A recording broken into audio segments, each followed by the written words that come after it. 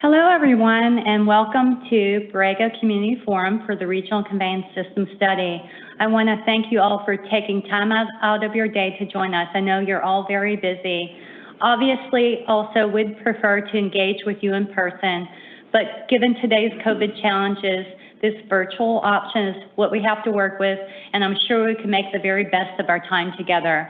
My name is Kelly Rogers. I'm the director of the Colorado River Program at the San Diego County Water Authority.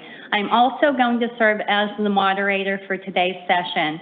So the purpose of today's meeting is to talk about a long-term planning decision that the Water Authority Board of Directors must make, specifically options for delivering conserved water from the Imperial Valley through the landmark 2003 quantification settlement agreement that you're going to hear about a little more about in a moment. But importantly today is about addressing your questions and concerns you may have about this study we're doing on transportation options for this water, especially in regard to the conceptual conveyance route that we're studying that's in the vicinity and through the Borrego community. Next slide, please. Agenda, great. So on the screen here, you see the schedule for our next 90 minutes together. And I wanted to emphasize that I'm really going to try to manage time so that we can maximize the question and answer period. We've broken this down so we can really, if you can only stay for 1 hour, you'll get a great overview. You'll also get the benefit of the full Q&A period. We're going to lead off today with a bit of background on the study by Water Authority General Manager Dan Denham, and then we'll turn it over to Kevin Davis with Black & Veatch, the Water Authority's engineering consultant working on the study. And then we'll have 3 speakers from Borrego who will articulate their views and just say a few words. We have Francois Rhodes, the Executive Director from Borrego Springs Chamber of Commerce, David Garman, President of the Top Canyon Desert Conservancy, Dick Troy, the Board President of ANZA Borrego Foundation. And so at the conclusion of their remarks, then we'll shift into our Q&A period. And on that note, you are welcome to submit questions during the presentations. We'll gather them during the program and then ask our panelists to address them in the second half of today's study session. While there are numerous questions that could be asked about this project, we're really going to stay focused during the next hour on questions that relate to Borrego issues. If you're really interested in this issue, I encourage you to check out the session we did on economic issues last week. There's a video posted on our website and a PowerPoint posted at the Water Authority's webpage. For today, you can send questions about Borrego issues via the chat function in the Teams platform during the study session. So here's how to do it. Once you're in the live event screen on Teams, click the questions icon at the top right. Then follow the steps on the next page to sign into the meeting and submit your questions. If you have any issues logging in, contact the Water Authority at 858-522-6700 or email us at sdcwa@sdcwa.org.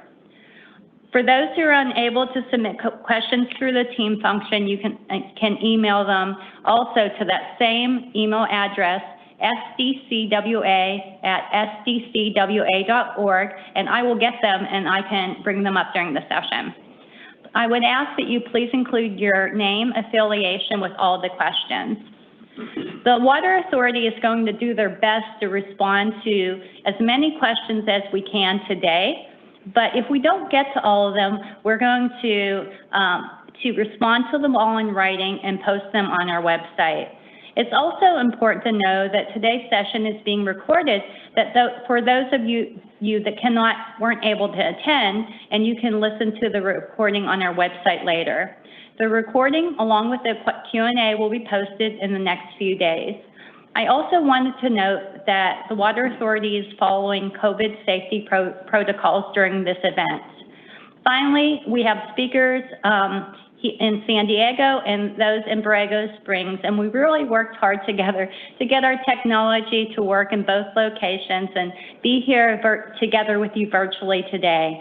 So we're going to attempt to switch amongst the speakers as seamlessly as possible. And so we welcome your patience as we do this. Now I'm going to turn the program over to the Water Authority's Deputy General Manager, Dan Denham. And if we could go to Dan's first slide. Thank you. Thank you, Kelly, and good afternoon, everyone. Thank you for joining us virtually. Just right up front, I want to acknowledge the contractual and technical complexity associated with the background of the Water Authority's Colorado River supplies and the transportation as well that's necessary to get the water to our region. I'm only going to be able to scratch the surface on the decades really worth of history associated with these supplies, but I do believe a little bit of background is necessary to put things in context. But plain and simple, the Water Authority's mission is to make sure the county has enough water. And it was established to do so by the state legislature in the 1940s. And that's not easy. The last year that our region had enough local water supplies to meet local water demand was in 1946. So it goes without saying that in our role as a regional wholesale water provider, we have to look ahead, way ahead, because it takes decades to turn generational projects into reality. And this is true for all of the large-scale Water Authority and our member agency initiatives throughout the region, whether you're talking about recycling, potable reuse, desalinization, or emergency storage. Next slide, please. So like I said, we were formed in 1944 by the state legislature. The Water Authority, which is sometimes known as SDCWA, is a member agency of the Metropolitan Water District of Southern California, or MWD. In the 1990s, we were almost entirely reliant on MWD for imported water supplies and supplies from the Bay Delta and Colorado River. Now, fast forward a few decades, we are able to supply our 24 member retail agencies with a more diverse water supply. A smaller and smaller percentage of our water still comes from MWD, but we also have secured supplies from the Carlsbad desalinization plant. And for purposes of our meeting today, I think it's important to note that more than half of the Water Authority's supplies are the result of the QSA, the Quantification Settlement Agreement, which is directly tied to this conveyance study that we're going to be talking about. So let's talk about that agreement a little bit. Next slide, please. So 3 decades ago, we started laying the groundwork for a water conservation and transfer agreement that today is known as the QSA. Our QSA water supplies, as you will hear referenced throughout the day, these supplies are high priority from the Colorado River and are the result of on-farm conservation efforts in the Imperial Valley, as well as large-scale infrastructure projects that the Water Authority helped fund and construct through partnerships with the Imperial and Coachella Valleys, the U.S. Department of the Interior, and various entities in the state of California. The 30-plus agreements that make up the QSA serve as the legal framework for what is really a multi-billion-dollar enterprise. The QSA and the Water Authority's role is critical in managing a Colorado River that 7 basin states depend on. Within our state, it helps California live within its Colorado River water rights entitlement. And of course, the QSA helps lessen imports from the environmentally sensitive Bay Delta. Today, our QSA supplies are a cost-effective base supply for our region, meaning it helps meet 50% of our region's demands. It is our largest source of supply. It is also our cheapest source of supply and lowers the melded rate of all of our untreated water supplies in the San Diego region. This, of course, helps the development of our member agencies projects as they incrementally build and diversify our region's water supply portfolio. This is a really important distinction in that the QSA water is complementary to existing and future local water supply development projects that are planned by our member agencies. Next slide, please. So we're facing decisions today that are equal parts supply and conveyance. We're looking so far out, more than 25 years from now, due to significant pending agreement milestones that must be thoughtfully managed. The Imperial Irrigation District, or the IID Conserved Water Transfer, the initial term ends in 2047, which can be extended if both parties agree. So that's the water component. The transportation component, known as our exchange agreement with MWD, also ends in 2047. However, there is no option in the contract to extend that. So simply put, that means if the San Diego region wants to continue to benefit from the QSA supplies, which also benefit California and the other basin states, the exchange agreement would have to be renegotiated in its entirety. Next slide, please. So let me talk a little bit about the study itself.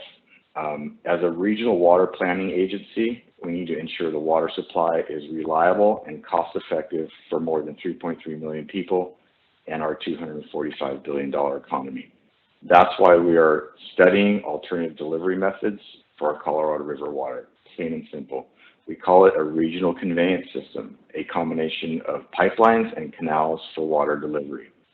In June of 2019, the Water Authority Board approved a study to take a much deeper dive into past work on this issue. And importantly, the board directed an incremental approach to studying delivery options. As such, staff was directed to focus on engineering and operational aspects of Phase A so that we could identify technical or financial fatal flaws before we conducted any significant public outreach. So this was a deliberate approach. Quite simply, we did not want to engage in discussions with potential partners if there was no viable project.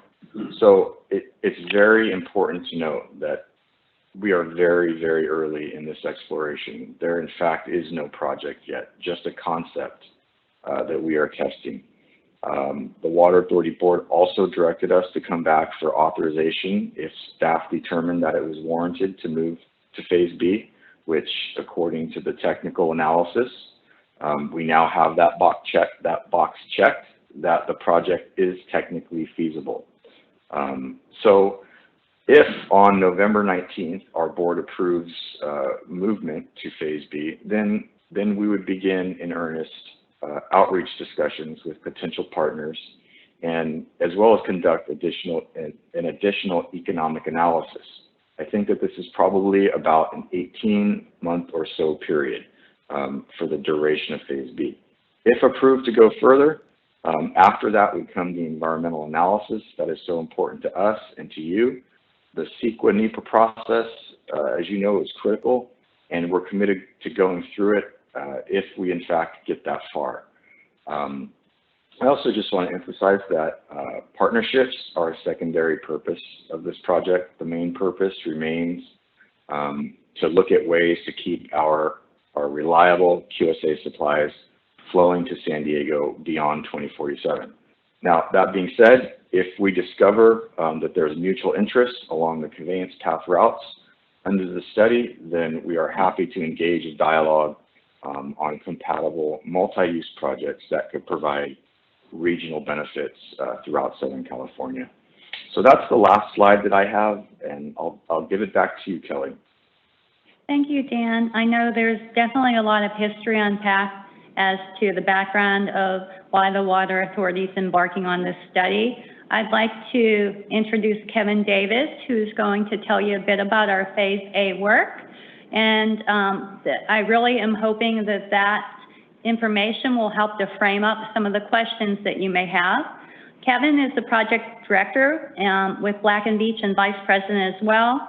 He has a background of focusing on planning, detailed design, program management, and stakeholder outreach. And so what I'd like to do is hand it over to Kevin so he can walk you through our results so far. Great. Thank you, Kelly, and good afternoon. I'm going to walk through the study and what we did and what we didn't do. So if you'll bear with me, we'll go through that right now. Next slide, please. So what you see in front of you right here is the study area. And our mission was to move water from the All-American Canal into the water authority's aqueduct system. This particular project has been studied in the past to various levels. You'll see that there are three alternatives, alternative 3A, 5A, and 5C, 3A being the northern alignment and 5A and 5C being the two southern alignments.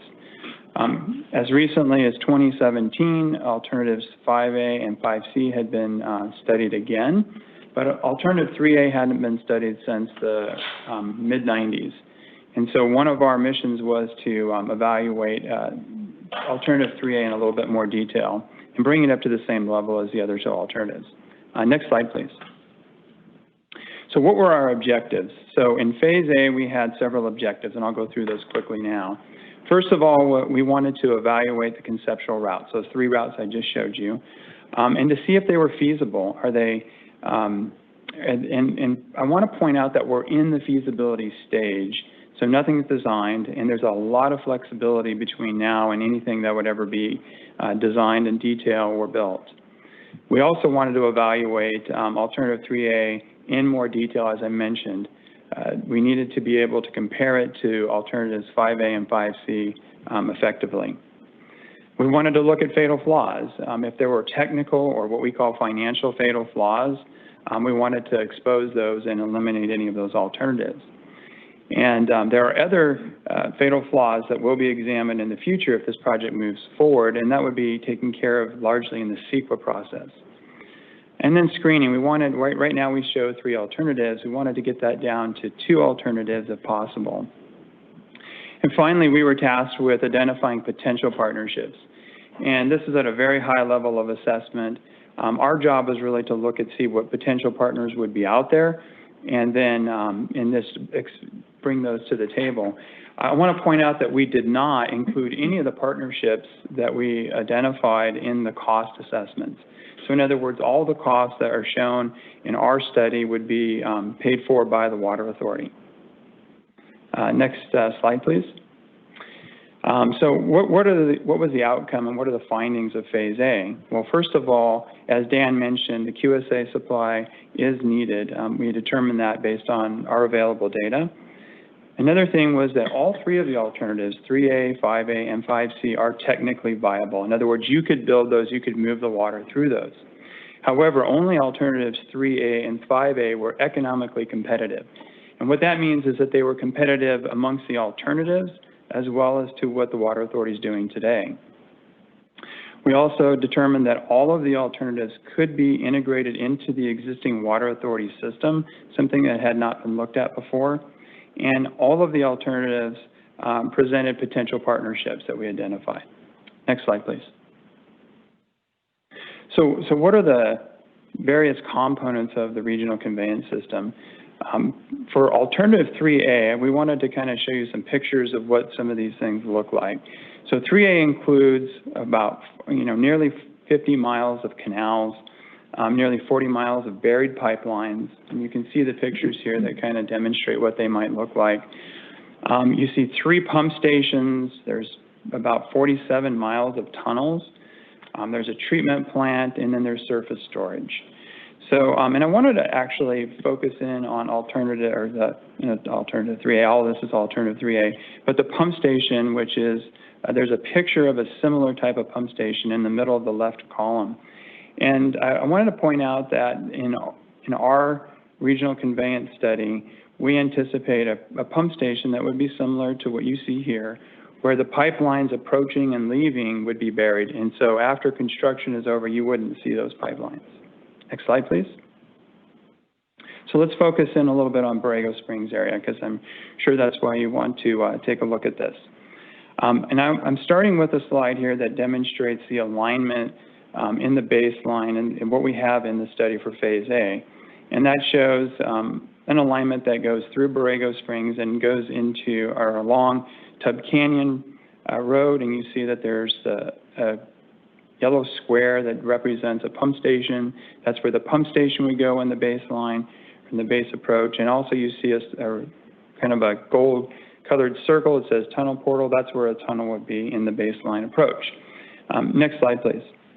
But that is just one option. There are other options that can be explored, and in fact, there's plenty of different options that we could explore.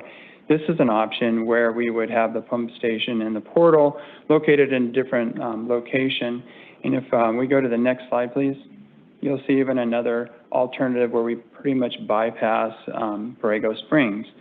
So one of the reasons that we took that original alignment that's shown on this slide is because we thought that there could be a potential partnership with Borrego Springs that they might want to explore. And if there was a partnership, it might be more convenient to have that pipeline closer. Plus, it also works out well from an engineering standpoint. So that's why you see that in the baseline.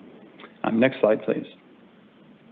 We recognize that we will be building a very large tunnel, so I wanted to show you a picture of what these tunnels look like, and also make a recognition of some of the considerations that we have been exploring as part of this study, and things that we're considering moving forward as well.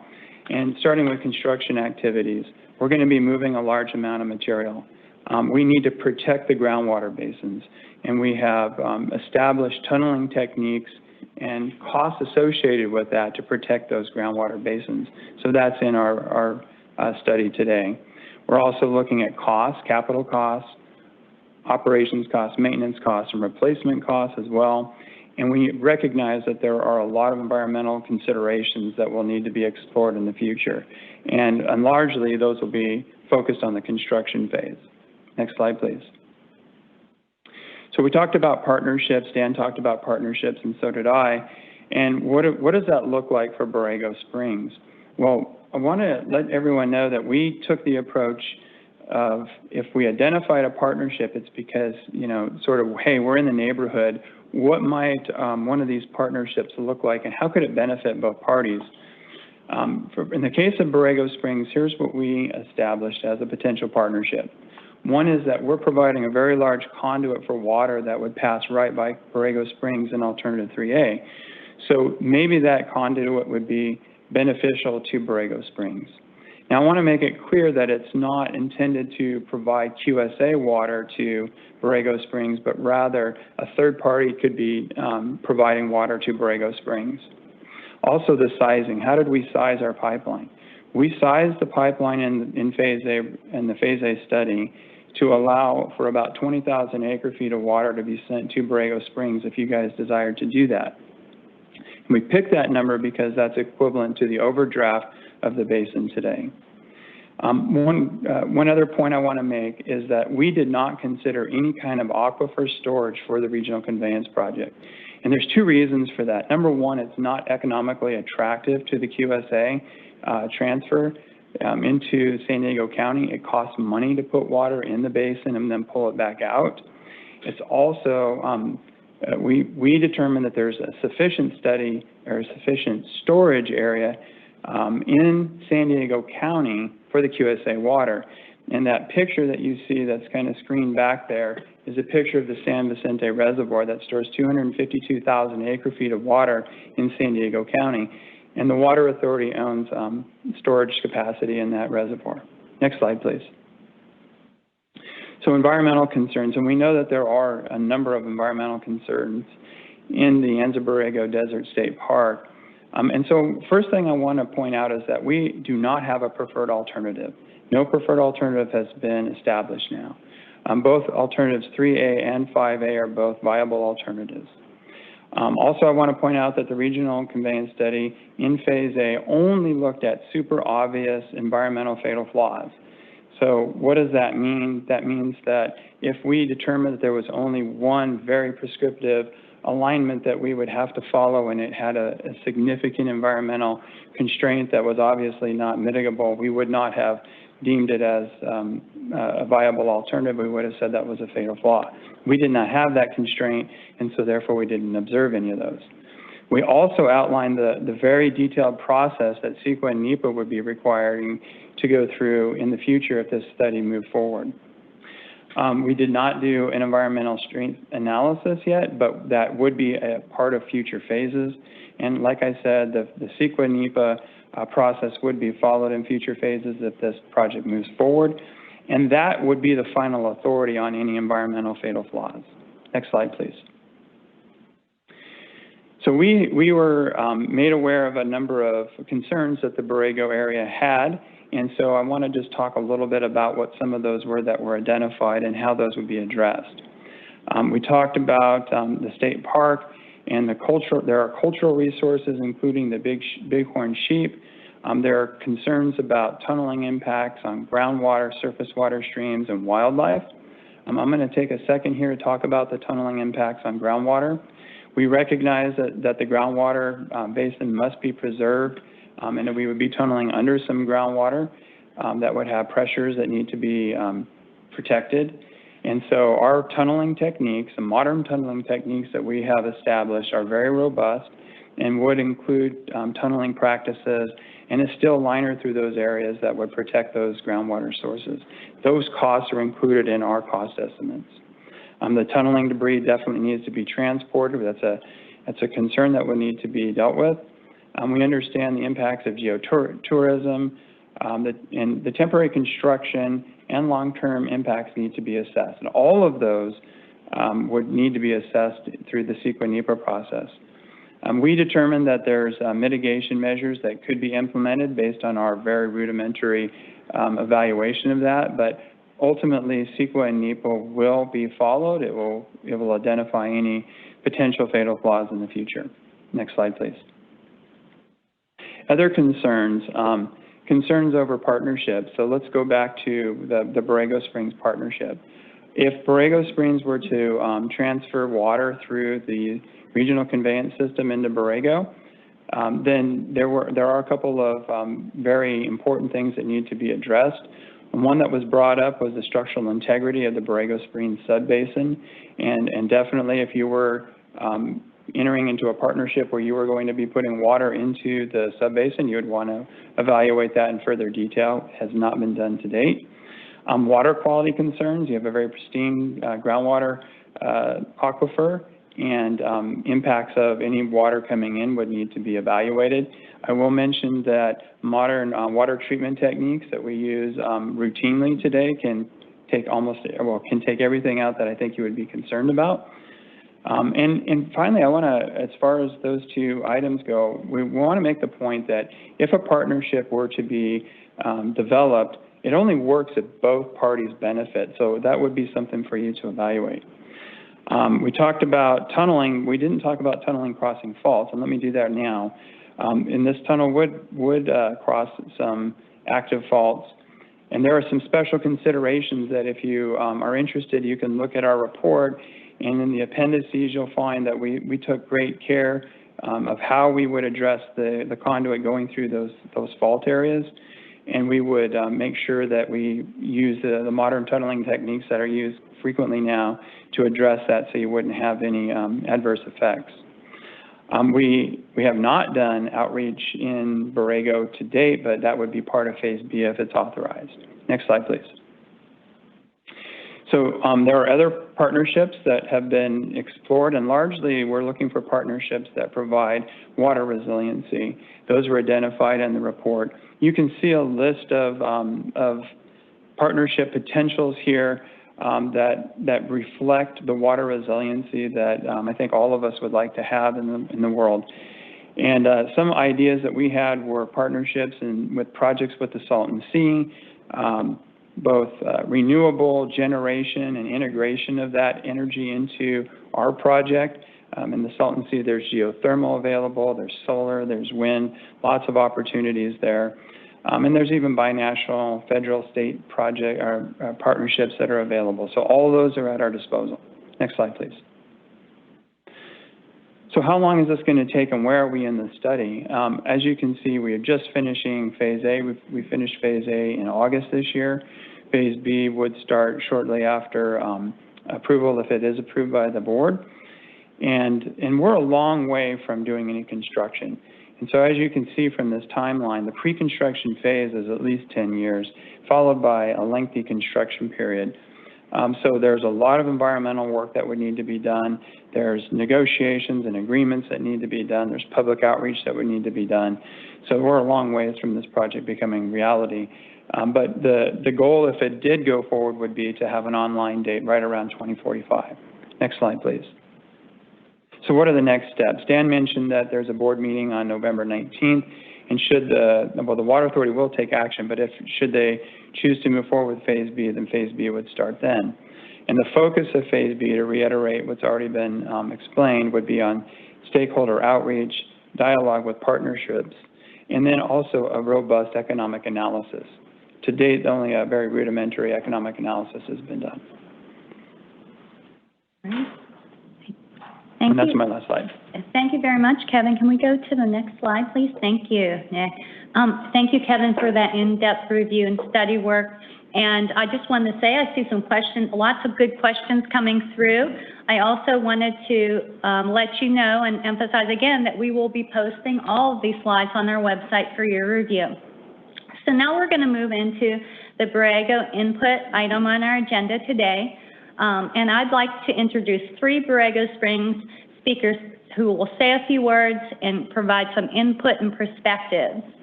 Francois Rhodes joined the Chamber as its Executive Director in February. She brings her long tenure in PR and marketing to Borrego Springs, which is the gateway to Anza Borrego Desert State Park, which is visited by tourists from around the world, along with Borrego officially being the 2nd designated international dark sky community in the world. I also have Dr. David Garman, who is a part-time resident at Borrego Springs for over 20 years.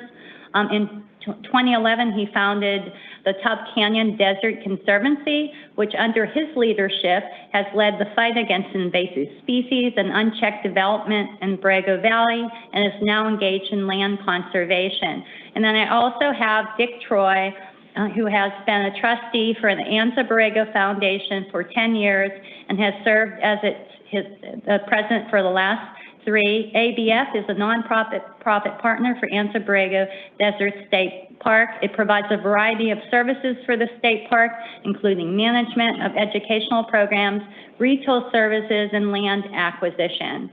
So with that, I wanted to go on to the next slide, but first I wanted to mention Francois could not be here today. She was so kind to pre-record a video for us that we've included in the presentation. So thank you, Francois.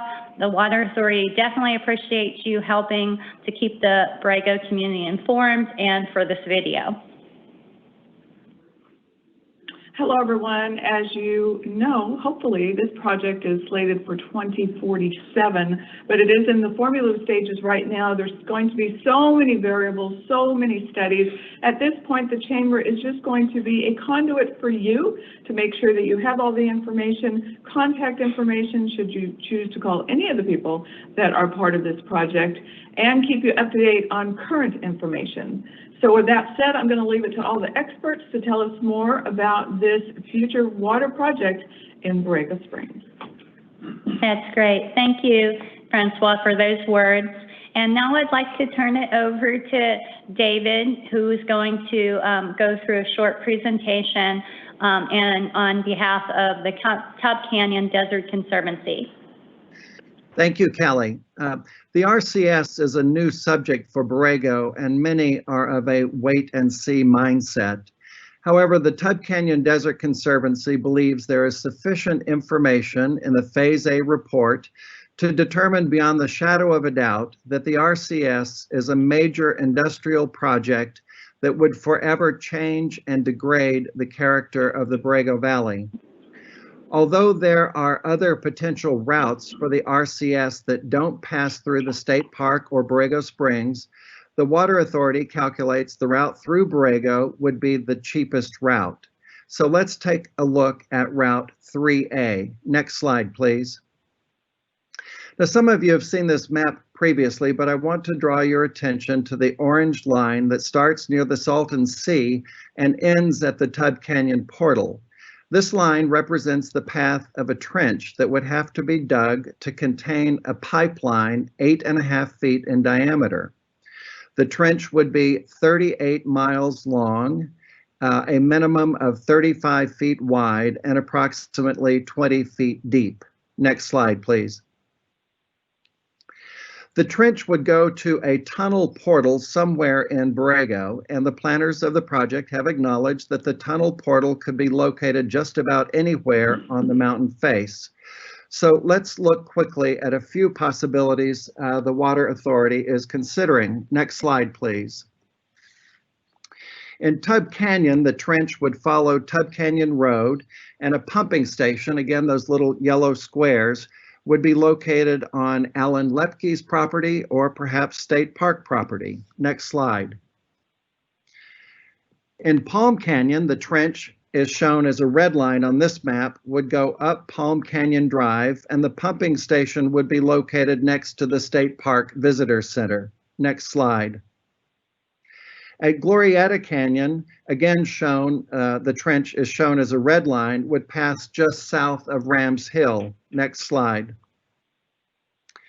A fourth alternative is placing the pumping station and tunnel portal between Rams Hill and Casa del Zorro across Yaqui Pass Road from Jack McGrory's house. Now, I don't have any pictures of the next portion of the RCS, which would be the tunnel, 14 feet in diameter and 47 miles in length. The construction of this tunnel would generate somewhere in the neighborhood of 1.5 million cubic yards of rock waste. The Phase A report suggests trucking it to the Salton Sea. If this rock waste were to be trucked through Borrego, that would mean one dump truck rumbling through the town every hour of every day and every night for 13.5 years. Next slide. And remember those yellow squares, those pumping stations that we saw on the previous maps. These pumping stations are not dainty installations. Each one would have its own electrical substation and would occupy a 10-acre site, 4 acres of which would be a forebay or pond to store water before it's pumped into the tunnel. The pump house itself would be by far the largest building in Borrego, and it would house 4 12,500 horsepower pumps that would run day and night, sending water to our neighbors in San Diego. Next slide. Because Borrego doesn't have enough electricity to power such a pumping station, a 230 kilovolt line would have to be built to bring electricity to Borrego from the outside. This new power line would transect the park and community, much like the Sunrise Power Link proposed to do over a decade ago. Next slide. So why would Borrego consider becoming an industrial construction site for 15 years? Well, the answer is that the Phase A report suggests the RCS could deliver 20,000 acre-feet of Colorado River water to Borrego. At first glance, this might seem like a dream come true, but there are a number of caveats. Next slide. As mentioned previously, the County Water Authority is not offering to give this water to Borrego for free. Borrego would have to buy it from a willing seller. And even at wholesale prices, this cost would approach $10 million a year. Secondly is the question how much Borrego would have to pay the Water Authority to transport this new water. Another $10 million a year?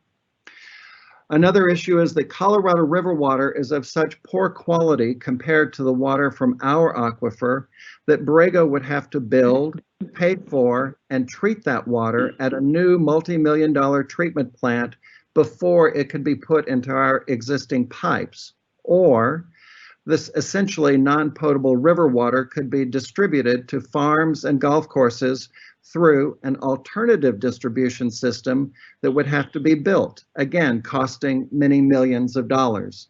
Next slide. If Borrego could bear the financial costs, if it could bear a high voltage power line through the park and community, if it could bear the dust and noise of 15 years of industrial construction, the first drop of water would not flow to Borrego until at least 2045, which is 5 years after Borrego will have reached its state-mandated water reductions of 75%. So years before the RCS could be completed, Agriculture will have made its difficult adjustments, and golf courses will have made theirs. Next slide.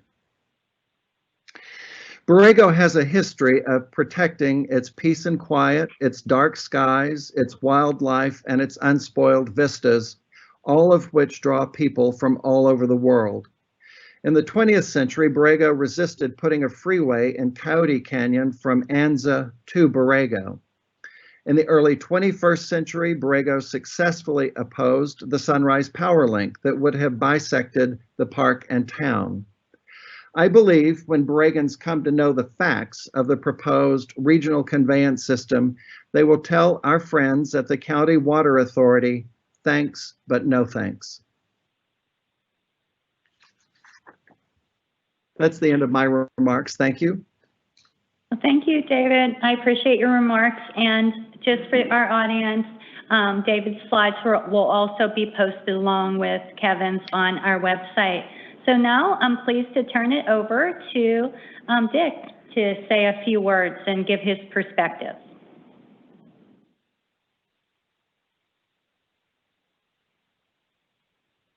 And Dick will unmute his microphone, and he has done that. Thank you, Kelly, and thanks for the introduction and the opportunity to speak.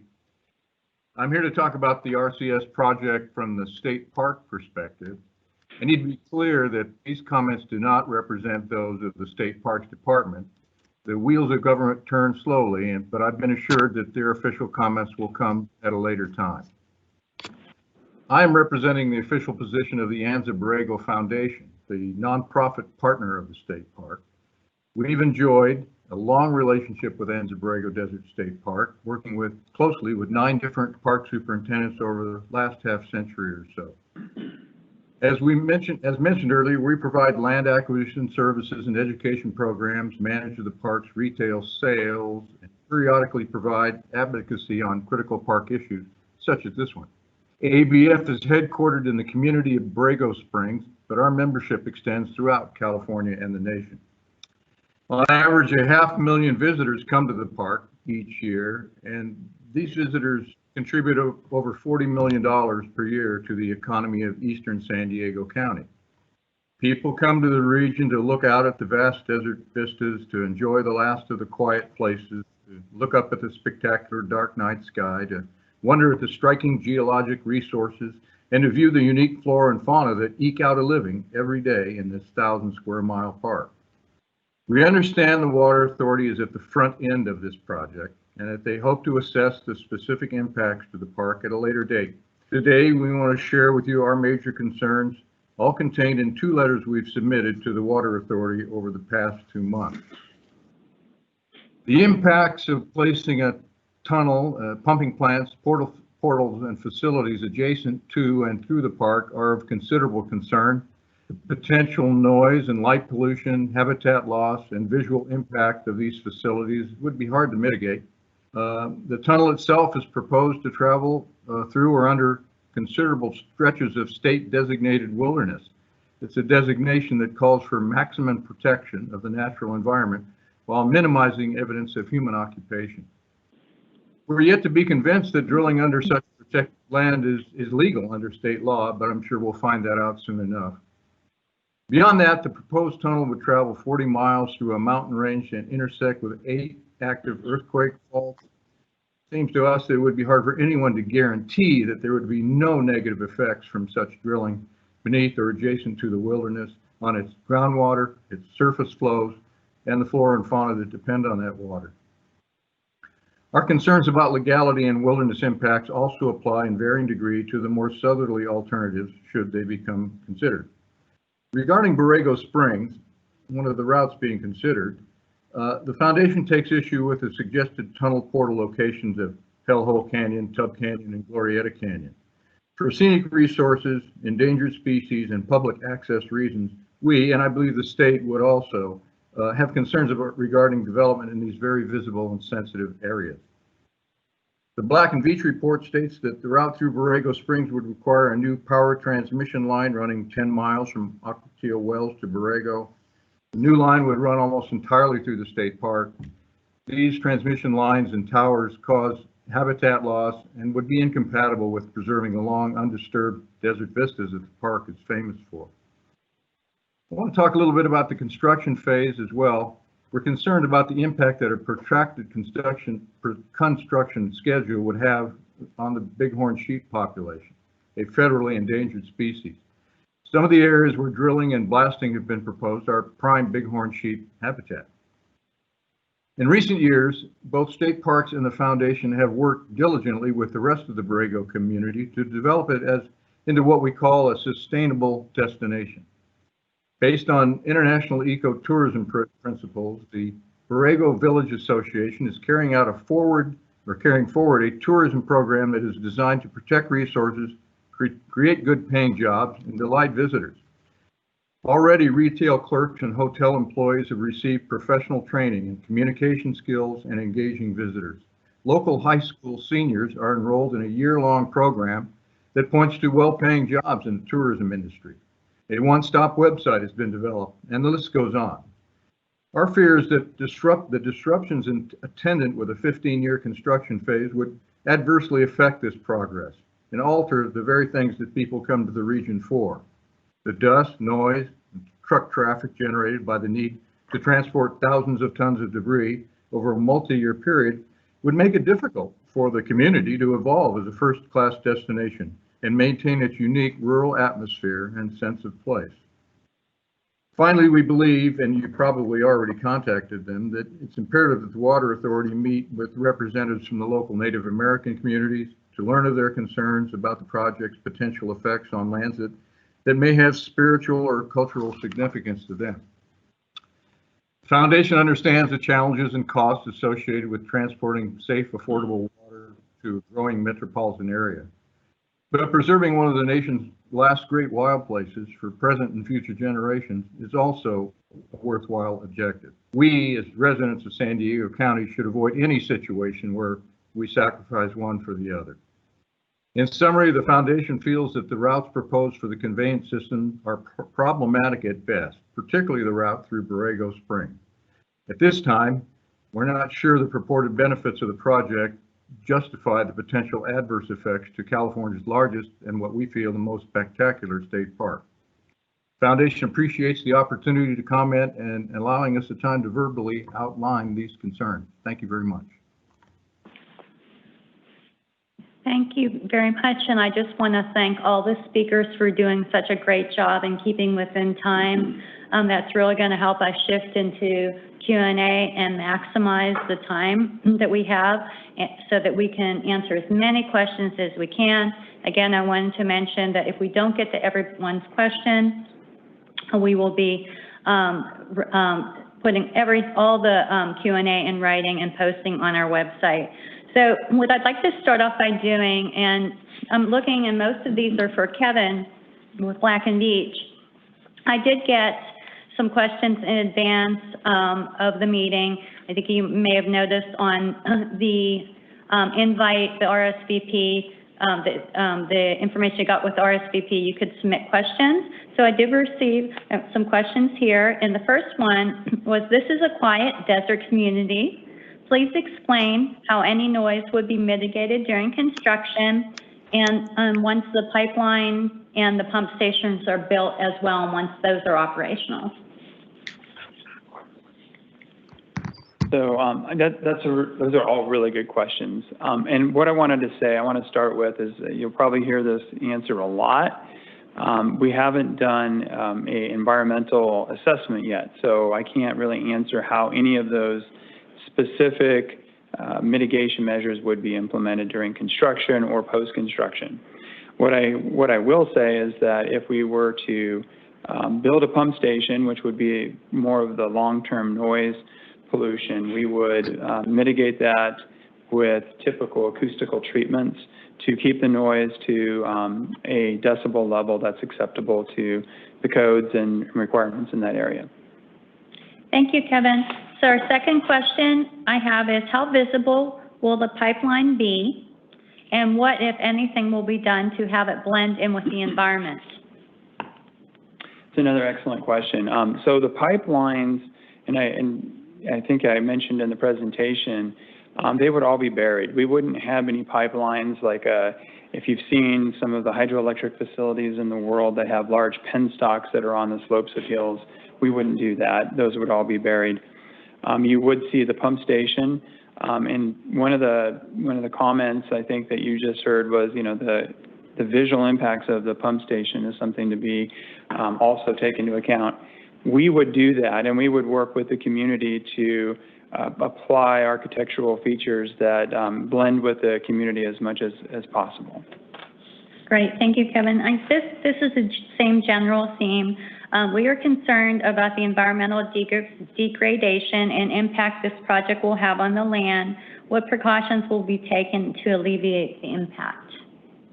So I'm not an environmental attorney, but I am an engineer that's worked with projects that have gone through the CEQA and NEPA process. And so from the standpoint of how we mitigate any of the concerns that come up, we look for alternatives to things that would create impacts. We work with communities to find win-win solutions. For example, if I think it was mentioned in one of the presentations that the power lines would go through some of the state park lands, potential mitigation would be to find lands that might even be more attractive to the state park and purchase those and dedicate those to the state park. So there are typically things like that that are done. I have no specifics because we haven't done that work yet. Thank you, Kevin. And the last question I had submitted via email was, what kind of study has been done on how this project would impact the habitat of the endangered bighorn sheep that live in the proposed area? So we haven't done any studies. Like I said, this is going to sound a little bit redundant probably to the questioners, but we have identified that as an issue. Our environmental folks that laid out a path that we would follow for the CEQA NEPA process, so that is a concern that we would all want to address and make sure that it's addressed properly. And thank you, Kevin. And I just wanted to mention too that, I mean, I think this is great, bringing all these issues up now. It's never too early. This is helping to inform, should we move to that stage? These are all great things that we can take in with that potential study work as well. So now I just wanted to share, you guys are really sending in great questions. They're rather long questions. I'm going to paraphrase them. We love the detail. It's great because you guys are all going to see it on the website and can read everything, but I'll do my best to paraphrase it and give the essence of it so that Kevin can respond. This one's pertaining to the cost estimate for the RCS. In the cost estimate for the RCS, and specifically in the Borrego Springs area, how much was estimated for the cost of acquisition of land rights? Generally, it's talking about, you know, what would the land acquisition process be? You know, what about eminent unwilling landowners if we needed to purchase property and eminent domain and all that sort of thing. So I'm hoping, Kevin, that you could answer just what the thinking is behind land acquisition and costs. Yeah, that's obviously something we considered. We don't know what the process would end up being because we don't know what route would be taken, who would own the land, and how likely they would be to negotiate sale of that land. Obviously, we would need right-of-way. In many cases, we would simply need easements. So there would be negotiations with the landowners. In some cases, those are agencies that own the land, and we would then go through that process. We did not, in our study, anticipate any kind of eminent domain. I'm not saying that that couldn't happen. Anything can happen in the world, but that wasn't our anticipation. But we do realize that there would be compensation to the landowners for any easements or right-of-way that we would purchase. Thank you, Kevin. And the next question falls in line with pretty much with some of the questions about the CEQA NEPA process that we haven't gotten to. How will the project affect the multiple endangered species, Native American sites, and so forth? Yeah, and once again, I'm going to say that we haven't done that work yet, but one thing that might be useful to the community would be to take a look at the process that we outlined in our study of what would be done. And assessments and surveys would all be done from environmental and biological and fauna resources. We would also be working with the tribes to make sure that we're addressing all of their concerns as well. Yeah, thank you, Kevin. This next question is pertaining to partnerships. Please define quote-unquote partners. Does this assume dollar compensation? That I'm assuming this means that would help lower the cost of the RCS. Yeah, great question. The hope would be that if a regional conveyance facility that had regional benefits was established that included partnerships, that it would attract funding. It doesn't mean that the partner itself would be the funder, but maybe other agencies that might view that as a shared interest would provide funding for the project. So the more that this can be a regional benefit, the better it is for all of us. And that was really our mindset, more so than the cost that could, or the cost sharing that could come into play. And one thing that might be worthwhile noting is that all of the costs, both the construction costs as well as any of the operations, maintenance, replacement costs, those are all included in our cost estimates that were given to the Water Authority to do their economic analysis. And they did their economic analysis to say whether or not this was a economically viable project based on the Water Authority funding all of it. Thank you, Kevin. And just to clarify, Phase A did include a very preliminary sensitivity analysis and would have a much deeper dive in Phase B for that. Let's take a look here. There's another question regarding CEQA, and again, it's regarding rock waste and so forth, and how can you move forward with Phase B without an adequate project description. But can you talk a bit about what we did for the screening process, which did entail describing the project? Right, so that's a really good question. So there is a project description in our study, and that was really to make sure that we could pass some basic objectives. Does this project meet the objectives of the project, or the goals of the project, which are conveying water and doing that in an economic way? So the purpose of Phase A was really to look at technical and a high-level cost of the project to make sure that it made sense to even move to future phases. And we think we accomplished that.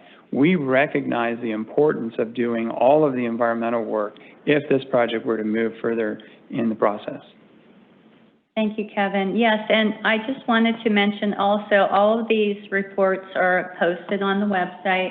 There's a very nice executive summary if you don't want to read a few hundred pages of report, that is a really good reference as well. And certainly when we send out the link to the Q&A and this material is being presented today, we can remind you where that is on our website. The next question asks, can you show us visual presentations, simulations, and photos of what this would look like coming through Borrego? And if not, can you describe what it would likely look like and the path through our town it would take? Okay. So we have shown you some potential paths that the alignment could go and traverse through Borrego Springs or route around it. There are other options that could completely bypass Borrego altogether. As far as visuals, we don't have a simulation developed that would demonstrate what it looks like.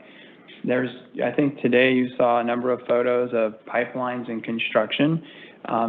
During the construction phase of the pipelines, you would see trenches, you would see steel pipe being placed and welded.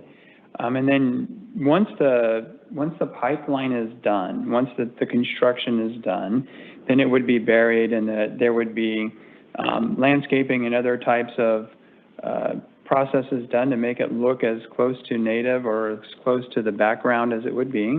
If it's in streets, we would be repaving streets that cover it. And then I mentioned we had a couple of pictures. I think both David and I showed pictures of pump stations. The pump station, it has a lot of flexibility in how it would look. The appearance could be coordinated with the communities and with the various neighbors to that pump station to have an appearance that's conducive to the environment. And we do that routinely. That is a common practice of building any kind of infrastructure near undeveloped areas and in some cases developed areas. So I think that from a visual impact standpoint, you would be able to make it look, it's still going to be a big facility, but you can make it look nice.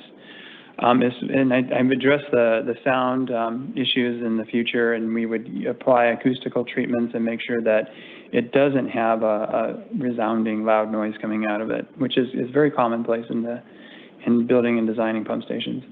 Thank you, Kevin. And I'm thinking what may be helpful as well, if we can provide a link to the flyover of the different routes that we're looking at. We've done a simplified version that shows the 3A and 5A, the two routes that would be studied in Phase B if that moves forward. And you could be, I think a picture's worth 1,000 words or a video in this case. So we'll make that available again with these materials. The next question, again, I'm going to paraphrase this. It's a concern really on economic impacts to Borrego Springs as a result of RCS. What is your estimate of the economic hit to Borrego Springs and loss of tourism? Why are the devastating costs to Borrego Valley associated with RCS not being considered at this juncture, including impacts to the parks, impacts to businesses and noise and pollution, and so forth, and just the local economy in general? Yeah, we did not look at that. We were basically focused on technical issues and as far as just costs of building the project. We did not consider an economic impact to Borrego Springs, but that could be looked at and would likely be brought up in future phases of the project. It sounds like it's something that needs to be looked at. Thank you, Kevin. The next, some folks in Borrego believe that Route 3A pipeline would somehow solve the critical overdraft problem for Borrego. Why is this belief true or untrue? So that's really a question that would be better addressed to Borrego. We are simply suggesting in our report that there is a potential partnership. We understood that the overdraft is something of concern to Borrego Springs, and that since, like I said, we're in the neighborhood, this does seem like something you would want to at least explore, whether it's something you want to do or not. Thank you, Kevin. And the next question is, what do the alignments look like further east of these maps in the east end of Anza Borrego Desert State Park and Ocotillo Wells, SVRA?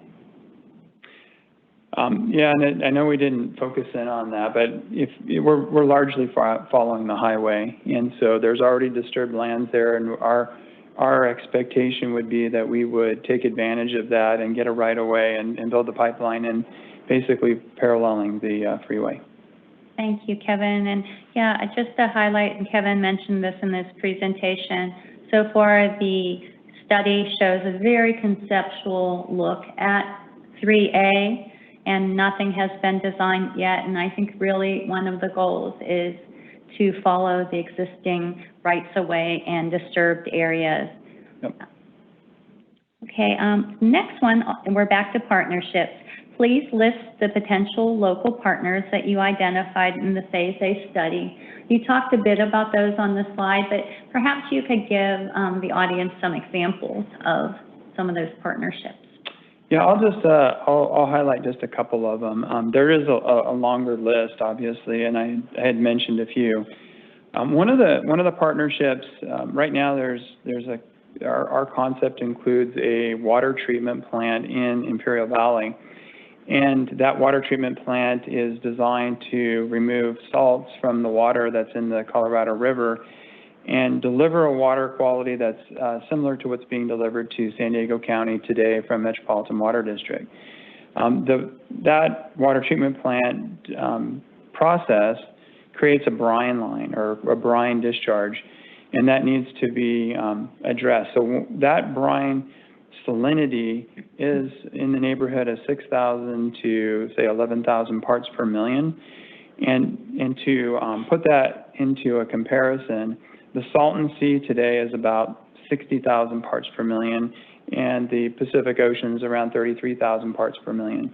So while it's a little bit saltier than what the water that we drink, it's a lot less salty than the Salton Sea. So we see a partnership potential with using that brine to potentially create habitat in the playa adjacent to the Salton Sea, or even to help dilute the Salton Sea a little bit. So that's an example of a partnership.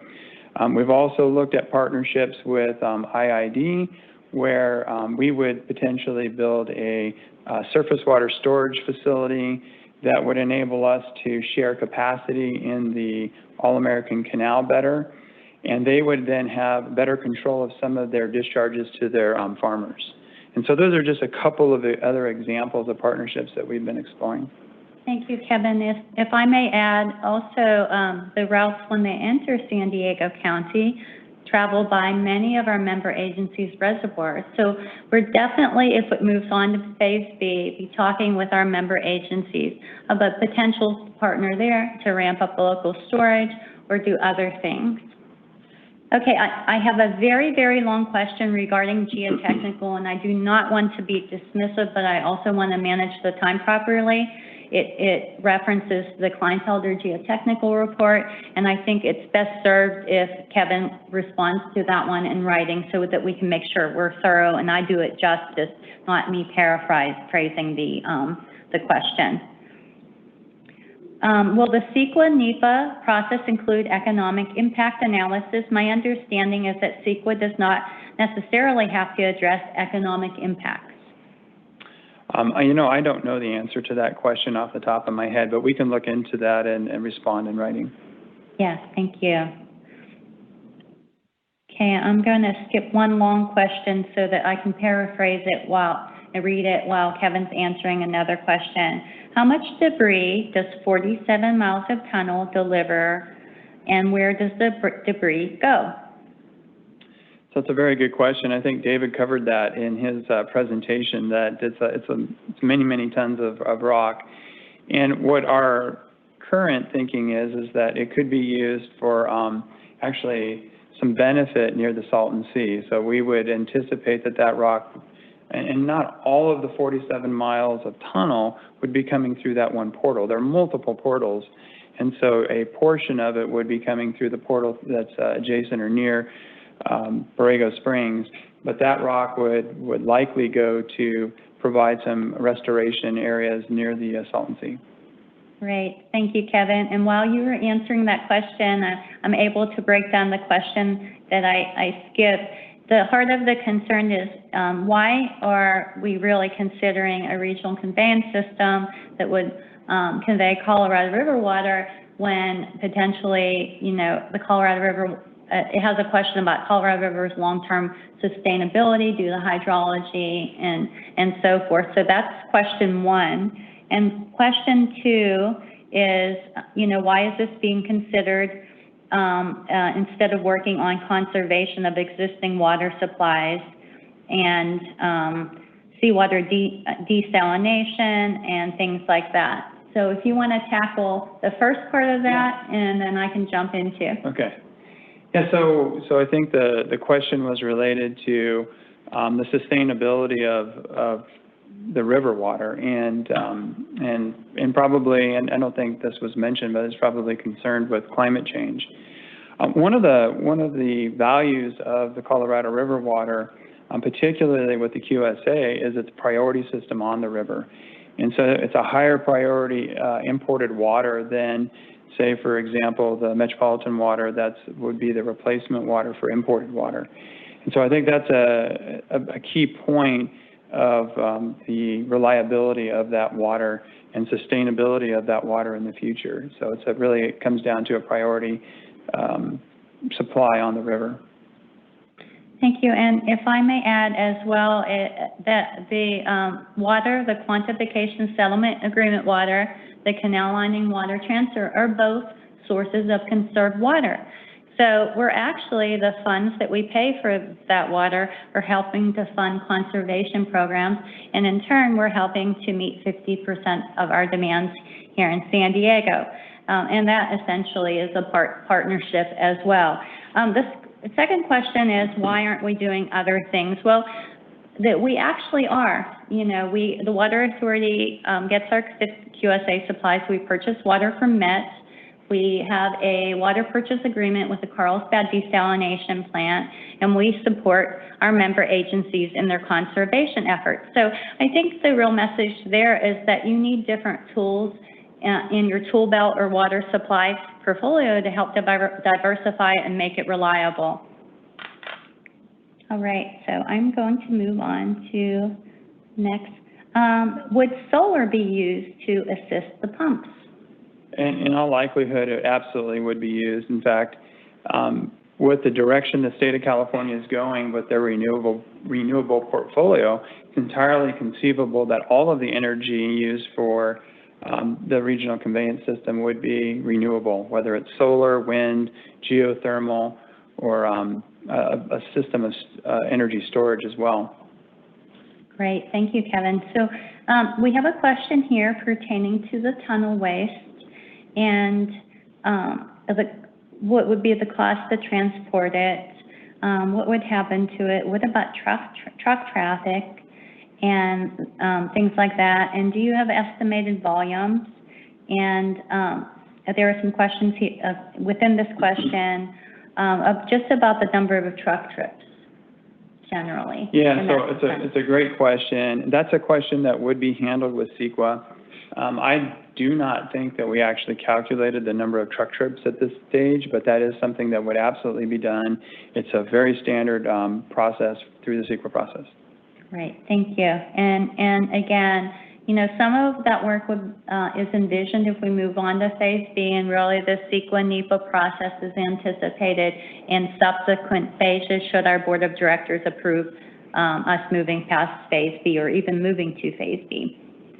As a landowner on the RCS 3A route, they're concerned about the pump station and just impact the land value. Their experience with the Sunrise Power Link was very impactful to them, and they have similar concerns with that and the whole eminent domain process. I do think you answered this in one of the other questions, but I'm wondering, Kevin, if you can add any other, just details to help answer or address this question or in concern. Yeah, and it's a fair question to ask. We would certainly want to work with the community if this project moves forward in siting the pump station and finding a place that works for all parties. And the land I mentioned before, whatever land is needed for the facility, the landowner would be compensated for that land. I mentioned that we hadn't considered eminent domain, which we have not, so I really don't feel qualified to answer any questions on that at this point. Right. All right, and thank you. And I do want to emphasize again, if we move on to Phase B was really what we envision is meeting with people, meeting with potential partners, having that dialogue, talking deeper about some of the things that we're hearing today and heard in some of the letters we received. So yes, I mean, again, this is great input now, and if we move into Phase B, I think we can have a much deeper dialogue, just meeting with the folks in Borrego, and hopefully by then in person, right? Okay, I'm looking here, again, trying to paraphrase some. I'm going to skip one until I can paraphrase the longer one. Is it true that the tunnel for the pipeline is deeper than any tunnel pipeline that has been constructed? No, that's not true. There are other tunnels that are deeper than that. It is a deep tunnel, though, and we acknowledge that. Okay, I do have another question pertaining to tunneling, but tunneling under the park. The concern is that our estimate, the Water Authority's estimate, does not appear to incorporate that as a cost.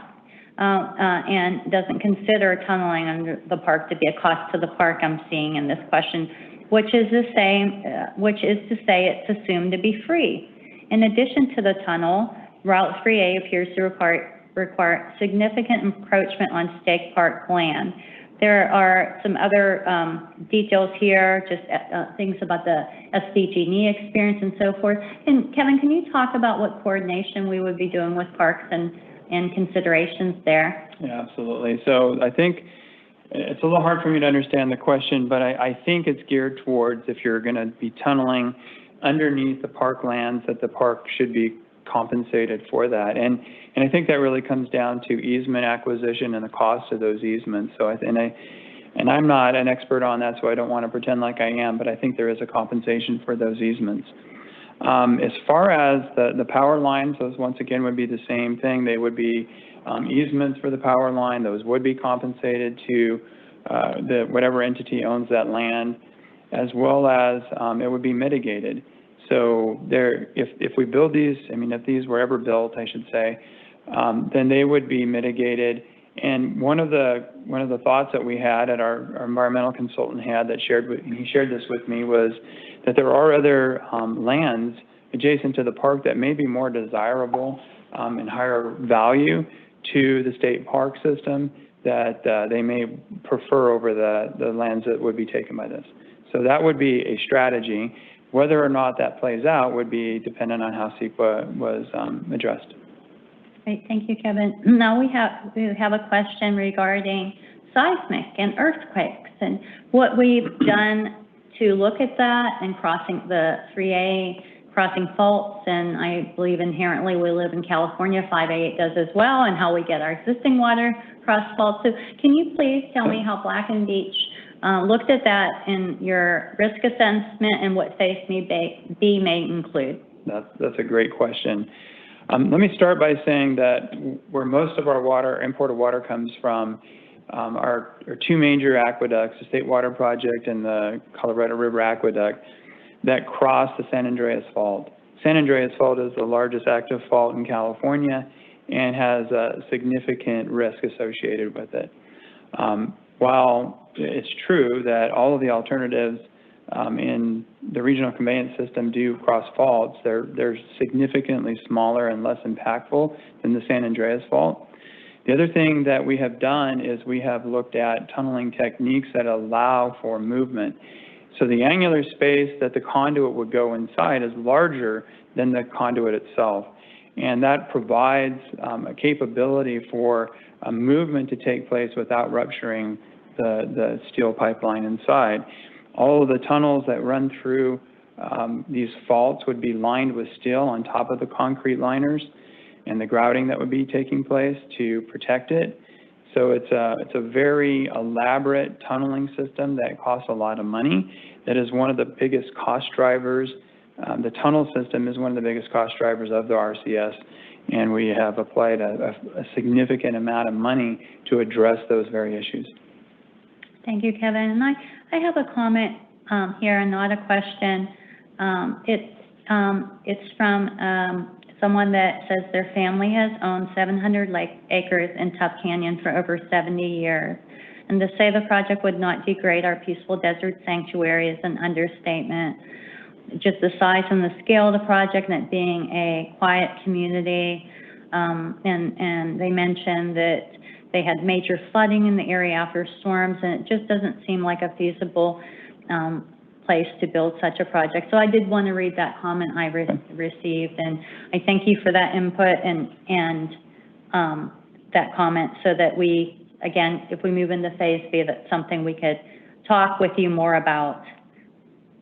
I have a question here. I think you answered it basically, Kevin, but it's talking about going under the park and compensation for the park and the easement and so forth. And would phase B include payment, looking at the payment due to the state park and its calculations? That is a good question. Phase B is really is focused on reaching out for partnerships and making sure that these conversations are happening. So as part of what we're anticipating being in phase B, which is at the discretion of the Board of Directors for the San Diego County Water Authority, would be to have those conversations and start that engagement. So whether it got all the way to the point of here's the actual compensation number, we don't know yet, but we certainly want to start those conversations as soon as possible. Thank you, Kevin. Considering the current state of the roads, S22 and Highway 78 running east from Borrego Springs with all the debris being trucked, who will pay for the upkeep of our roads? That's a good question, and that would be something that would be looked at in future phases. Right. So we've got about 7 minutes left to take questions, and then I'll do a quick wrap up and tell you about some next steps. I got through probably about 30 questions, and I have another 37 in queue here, so let's see how many we can take. Is there enough water available from the Colorado River to even divert? Or would there be any legal battles over such access as it limits from Imperial Valley and even Mexico? If I may address that. The Water Authority currently, through the water transfer and the canal lining project, has the rights to the water for the canal up to 100 years and the transfer water for up through at least 2047, potentially longer. And so we're not looking at diverting any additional water supplies, that we're looking at just a different way to transport our 280,000 acre feet of QSA water that we get each year. Okay. The next question says, can a power line go in through the tunnel, or can it be hidden from the view? You know, it's questions on what is envisioned about powering the conveyance system, the power lines, solar, and things like that. So yeah, that's a really good question, and it depends on how large the transmission line is. Some even large high voltage lines can be undergrounded. It's an additional cost to do that, but it's possible for some of the larger lines. When it gets depending on the voltage, and a lot of it really has to do with the provider of that energy and what their system looks like. Where it's coming from, and specifics of that need to be evaluated in more detail with those power providers. Could be SDG&E that provides that power. It could be, in some cases, Imperial Irrigation District. So until we get to those actual hard numbers and really looking at what their system looks like when we go to work with them to provide that power, it could look very different. And the transmission lines bringing the power to these pump stations could be smaller or larger depending on what their system looks like. Thank you, Kevin. And yes, and there was a question on partnerships earlier. A potential partner could be a private partner in a public-private partnership to actually integrate solar, wind, or even geothermal from the Salton Sea to power the pipeline. And again, that is part of the deeper analysis and dialogue would have in Phase B if that moves forward. I have a question here. I think this is more appropriate for me to answer, Kevin. It's about our existing agreement. What confidence level do we have that by 2045, what is the confidence level there will be sufficient water in the Colorado River system to make this a viable water supply, given our current climate crisis, and the whole sustainability of the river. So again, really what these supplies are doing is helping the efficient use of Colorado River water. Previously, before the 2003 QSA, California was using more than its appropriation, annual appropriation of Colorado River water. And so through the QSA, it made possible transfers, canal lining projects, and things like that to help us to be able to, California live within its means, so to speak. And again, the water that the Water Authority is receiving shares the high priority rights of the Imperial Irrigation District, which is an added safeguard from shortages. And in general, QSA is really helping to conserve water for the long-term sustainability of the river. But certainly, the quantitative risk analysis that if we move on to phase B, that Black and Beach will be conducting, we'll be looking at that climate change, hydrology, and things like that. What is the acceptable noise level for a pumping station? That really depends on the community. So each community has a different code. And so when we design pump stations, we design them to the codes that are applicable to that region. Okay, we have another comment question. Given the high cost on local tourism of degrading the environment in Borrego, what alternative technologies could the Water Authority consider, and what would the cost be? So that's kind of a broad question, and I'm presuming you're talking about for the pump station. For example, wastewater capture, runoff capture, or other additional desalination. Okay. So, yeah. So this is really the water portfolio. And I think Kelly's answered this already. This is, the QSA is one of the water supplies for the San Diego region. And San Diego has been very forward-thinking in recycled water, in potable reuse, in desalination, and many different forms of imported water as well. So I think that may already be well advanced, and all those technologies and water treatment are in play, whether it's recycled water or untreated imported water. Yes, and I just did want to mention, Dan in his presentation talked about local supply development projects that our member agencies are doing, and we certainly support that. And those are very much projected in coming on in our water supply portfolio, and they do include things like reuse and things like that. And should we move on to phase B, we'll be looking again at the whole water supply issue and just doing a deeper dive, but that's a great question. We have another question here about the climate change and not sure there will be enough water. I think we answered that. And I think what we can do, I just wanted to let everyone know that we'll be giving additional detail in the Q&A just to clarify answers and to be more thorough. As you can imagine, as you can hear from my voice crackling a little bit, we had a lot of questions, and I was doing my best to paraphrase and do your questions justice. We have a couple minutes left, maybe one more question, and then I'd like to just make some closing remarks.